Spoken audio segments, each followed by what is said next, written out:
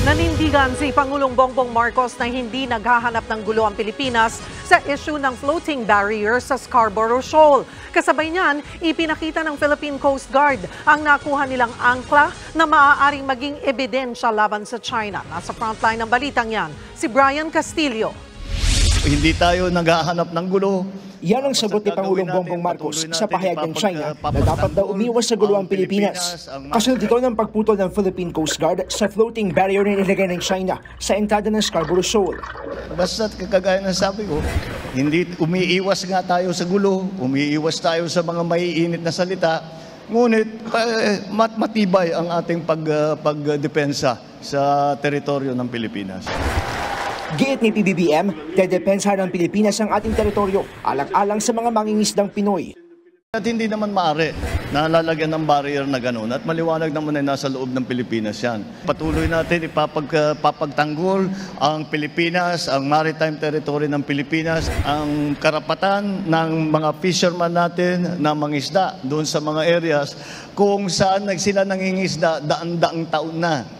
Kaya hindi ko maintindihan ba't nagbago na ganito. Mismong si Pangulong Bongbong Marcos na nag-utos sa PCG na putulin ang floating barrier. Kanina ay pinakita sa media ng PCG ang angkla ng floating barrier. This is the anchor of the floating barrier that we cut. We never really took the barrier, we just cut the anchor of the barrier. Gate ng PCG, yung angkla lang ang kinuha nila at China na ang nag-alis ng buong floating barrier.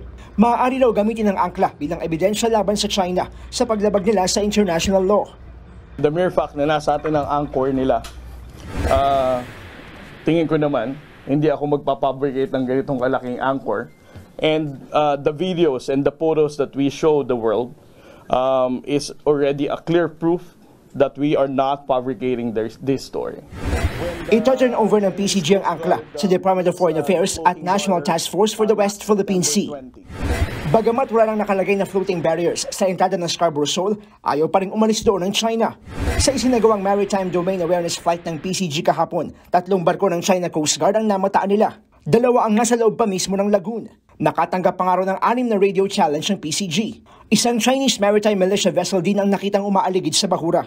Sa kabila niyan, may 2 Filipino fishing vessels na nakapangisda sa labas ng Scarborough Shoal. It is still a struggle for the Filipino fishermen to be able to enter the lagoon. Mahalaga kasi siyang pasukin dahil originally, nandun naman talaga nagtatago ang mga isda.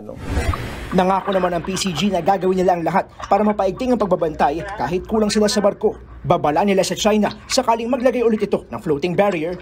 The Philippine Coast Guard will do whatever it takes. The arbitral ruling has already made the decision that Bajo de Masinloc is a traditional fishing ground not just for the Filipinos but even for the Chinese and Vietnamese. Nagbabalita mula sa frontline, Brian Castillo, News 5. Mga kapatid, Cheryl Cosim po. Iba na ang may alam at may pakialam sa panahon ngayon. Para sa tuloy-tuloy na balitaan sa Frontline, mag-follow at mag-subscribe sa social media pages ng News 5.